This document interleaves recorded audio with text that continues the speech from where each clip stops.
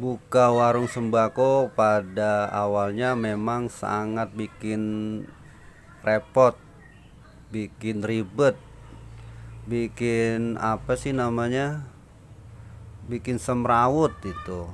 Soalnya apa, kita kalau ngelihat warung-warung sembako, apalagi warung-warung sederhana gitu yang masih model lama, kita kalau ngelihatnya kayaknya pajangannya banyak gitu ya, itu yang penjualnya apa nggak puyeng gitu, barangnya banyak, produknya banyak gitu tuh, nentuin harganya bagaimana gitu kan, apa diapalin satu-satu, apa ditulis atau bagaimana. Nah, itu tuh pusingnya pasti nggak ketulungan. Nah, kalau kalau saya pas coba buka warung sembako, apa yang saya pikirkan ternyata tak semudah apa yang dibayangkan. Nah, kali ini coba saya melihat, bukan melihat sih, maksudnya mau menceritakan ternyata buka toko itu awalnya aja yang ribet. Tapi kalau udah dijalanin ya lumayan enak aja, enak gitu. Lumayan apa sih? Enjoy aja gitu, karena apa, berjalannya waktu lama-lama kita pun menjadi ngerti gitu caranya buka warung bagaimana. Di saat awal-awal buka warung sembako, yang bikin ribet itu sebetulnya nama-nama barang, produk apa yang harus kita beli untuk dijual kembali ke masyarakat. Kan banyak tuh nama barang, ya dari satu jenis barang aja, misalnya kan kopi, kita banyak tuh jualnya bagaimana ya kan, harganya berapa, terus natanya bagaimana, itu ribet tuh. Itu dari jenis kopi, belum yang jenis sabun-sabunan, banyak kan jenisnya. Itu kita bagaimana ngapalinnya ya kan, terus barang apa aja yang laku nanti kalau kita beli, barangnya apa aja yang laku. Terusnya ada lagi kalau misalkan ada keluaran baru dari produk sabun, itu bagaimana cara jualnya gitu kan. Itu di awal-awal sangat bikin repot, bener-bener repot. Tapi repotnya itu gimana ya, eh, repotnya itu pada saat kita buka gitu, misalkan ada orang datang beli, kita itu belum siap, maksudnya belum siap tuh, belum siap nentuin harganya berapa, sabun apa aja yang apa yang ada yang harus tersedia gitu loh. Maksudnya barang apa aja yang tersedia, dan kita jadi apa sih, awal-awal tuh kagok cara ngelayaninnya bagaimana gitu. Itu di awal aja sih, tapi setelah dijalaninnya kurang lebih sebulan atau 2 bulan, lama-lama kita pun mengerti gitu, dan kita juga lama-lama hafal harganya berapa tanpa harus ditulis. Ya memang sih waktu awal-awal saya buka itu ditulis harganya, cuman nggak semua barang ditulis harganya berapa, cuman yang kita tahu, yang kita nggak tahu aja gitu yang kita tulis. Selebihnya kita apal gitu, yang apal-apal nggak usah ditulis, tapi yang apa, yang kita kurang tahu, yang kita kurang paham barangnya apa tuh baru kita tulis. Tuh kayak bumbu dapur kan banyak tuh, jenis barangnya. Nah itu kalau yang nggak tahu kita tulis, yang kita nggak tahu kita tulis, yang tahu ya jangan gitu. Itu tahap pertama yang harus kita lalui prosesnya. Jadi gimana ya, kalau awal-awal itu kayaknya kagok gitu kan, pasti itu. Terusnya seneng, ada juga sedihnya, juga ada ya, campur-campur gitu rasa rasanya waktu waktu awal-awal buka.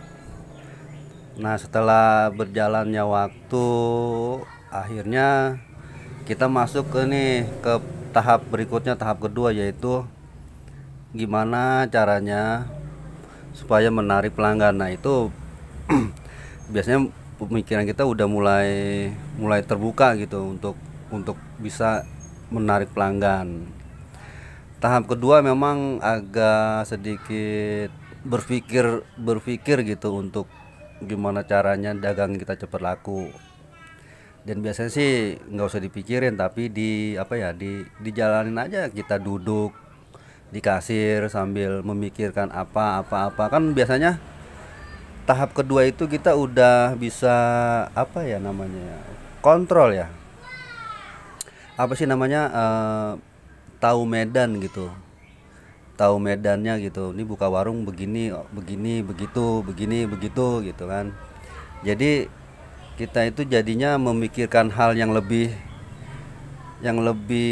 pengennya tuh lebih gimana gitu supaya warung kita tuh rame gitu. Jadi gimana ya, eh buka warung itu ya seninya ya begitu mungkin. Jadi agak agak agak kita itu harus terus berpikir gimana caranya untuk membangun membangun apa namanya, image warung kita itu bagaimana. Apakah mau selalu ramai atau bagaimana, itu terserah terserah yang mengelolanya aja gitu. Kalau saya sih semakin kemari itu semakin ingin image warung saya itu dilihatnya atau di yang nempel di orang-orang itu, warung yang saya kelola itu pengennya murah aja gitu. Setelah image warung kita di mata orang-orang murah, jadi kita harus tetap apa sih mempertahankan image warung kita itu. Kadang-kadang gini, ketika warung kita udah rame gitu kan, atau warung kita semakin hari semakin rame, jadi ada terkesan kita itu apa ya, pengen pengen apa sih namanya, apa sih, sombong ya, apa sih, bukan sombong sih, apa sih ya, kayak kayak istilah sombong gitu. Jadi bebas menentukan harga gitu. Jadi kita secara secara ramenya itu kita langsung menaikkan harga semaunya aja gitu. Kalau bisa sih janganlah, jangan memainkan harga kayak gitu. Karena ada itu warung kadang-kadang kalau udah rame, semakin rame, jadi orang udah terikat oleh satu warung gitu kan. Jadi mau memainkan harga itu seenak-enaknya warung itu, karena dia merasa warung itu udah milik masyarakat gitu. Nah, saya itu nggak mau kayak gitu, karena kan apa, kita mengantisipasi nanti kedepannya pasti bakal ada kompetitor, warung baru akan muncul lagi. Nah, kita harus tetap menjaga yang namanya image murah itu, jangan merasa paling gimana gitu langsung menaikkan harga. Nah, untuk tahap selanjutnya itu masalahnya kita udah mantap lah gitu kan. Untuk tahap selanjutnya yaitu masalah kita memikirkan ke depan lagi gitu. Karena proses tahap 1, tahap 2, tahap 3 kita udah melalui. Sekarang kita melalui tahap selanjutnya, gimana caranya mengembangkan bisnis warung ini menjadi lebih besar. Dan itu merupakan PR buat saya, dan juga gimana caranya untuk menjadi besar ya, karena kita belum mengalami namanya apa sih namanya, prosesnya itu gimana caranya. Nanti mungkin saya bisa memikirkan lain hal, lain waktu gitu kan. Untuk bisa bisnis sembako semakin besar, kalau saya sih karena kondisinya saat ini masih belum setahun, masih ya jalan 8 bulan. Jadi apa ya, tahapan yang sudah saya lalui gitu, tahap 1, tahap 2, tahap 3, Jadi untuk tahap selanjutnya saya itu kadang-kadang untuk terus belajar gitu, untuk bisa naik. Gimana sih caranya ngebesarin toko ya, minimal buka cabang atau bagaimana gitu kan. Kalau misalkan ada rezeki kita buka baru lagi gitu. Tapi kan nggak semudah itu. Kita butuh namanya ilmunya atau pengalamannya atau pengetahuannya.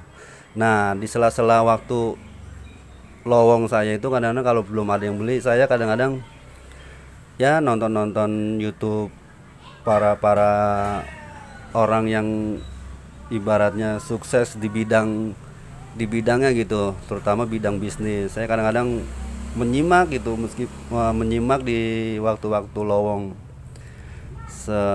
sebelum ada yang belanja di warung gitu. Dan waktunya itu saya habiskan di situ saat-saat ini gitu kan. Hampir setiap hari. Cuman saya kalau nonton YouTube itu nggak ngambil dari satu sumber, minimal 3 sumber gitu kan. Misal dari sumber pengusaha si Ono ngomongnya begini, yang ini ngomongnya begini, yang ini ngomongnya begitu. Jadi sebisa mungkin kita itu cuma nyimak aja, nanti kita yang eksekusi nanti, atau kita yang kita dapat ilmunya kita ambil gitu. Ini oh begini begini ya, itu kan nanti balik lagi ke kita gimana caranya. Nah itulah saat ini yang lagi saya lakuin gitu kan, belajar terus dan terus belajar. Itulah video kali ini, semoga bermanfaat. Saya akhiri, salam sembako Indonesia.